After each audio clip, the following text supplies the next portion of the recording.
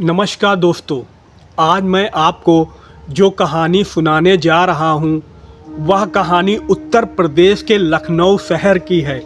लखनऊ के एक शांत मोहल्ले में रहने वाली आयशा एक सीधी सादी, पढ़ाई में बहुत ही ब्रिलियंट लड़की थी। उसकी दुनिया बस उसके परिवार और कॉलेज तक सीमित थी।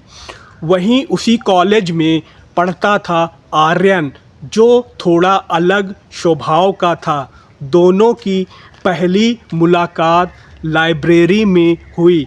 किताबों के बीच शुरू हुई बातचीत धीरे धीरे दोस्ती में बदल गई और फिर दोस्ती ने कब मोहब्बत का रूप ले लिया, दोनों को पता ही नहीं चला। आर्यन आयशा के लिए हर छोटी छोटी चीज़ का ध्यान रखता था। उसकी पसंद, उसकी नापसंद। आयशा को लगता था कि उसे उसकी ज़िंदगी का सबसे सच्चा साथी मिल गया है। लेकिन इस खूबसूरत कहानी के पीछे एक साया भी था जो धीरे धीरे गहराता जा रहा था। आर्यन का गुस्सा और उसका हक जताने वाला स्वभाव। शुरुआत में आयशा को यह सब प्यार लगा, लेकिन उसे नहीं पता था कि यही चीज़ आगे चलकर उसकी ज़िंदगी का सबसे बड़ा डर बन जाएगी। समय के साथ आर्यन का व्यवहार बदलने लगा। वह आयशा पर शक करने लगा।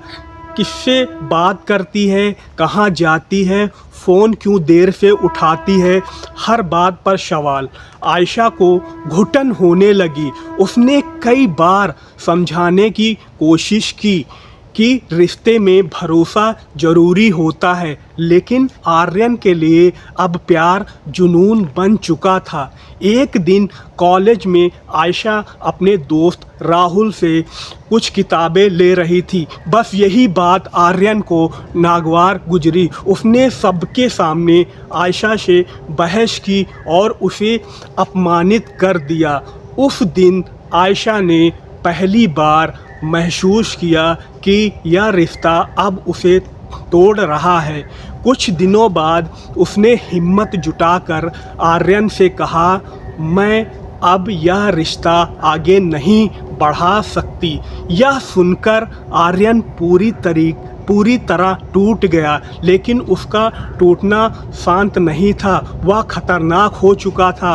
उसने कहा, अगर तुम मेरी नहीं हो सकती तो किसी और की भी नहीं होगी। यह एक चेतावनी थी, लेकिन आयशा ने इसे गंभीरता से नहीं लिया।